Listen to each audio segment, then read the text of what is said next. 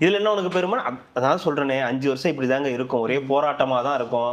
நீங்க எது பண்ணாலும் சொல்லுவாங்க. இவங்களோட போராடுறதுதான் பெரிய வேலையா அதுக்கு என்ன இருக்கு. பண்றது, நமக்கு ஒரு எதிர்கட்சியா இருந்தா பரவாயில்ல, நம்ம தான் ஊருக்குள்ள வம்பிழுத்து வச்சிருக்கோமே. ஆமா. எல்லாருமே நமக்கு எதிரிகள் தான்.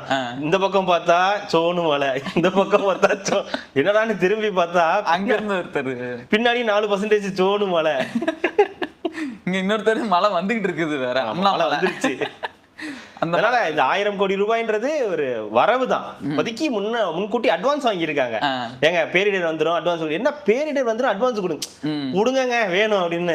நாங்க உங்களை ஏதாவது சொன்னோமா, உங்களை ஏதாவது திட்டினோமா, ஒன்றிய அரசுன்னு சொன்னோமா, வஞ்சிக்குதுன்னு சொன்னோமா? இல்ல. அப்புறம் என்ன உனக்கு கொடு, காசை கொடு. ஆமா இல்ல, எதுவும் சொல்லல. அதனாலதான் பின்னாடி வானதி சீனிவாசன் வந்தாங்க.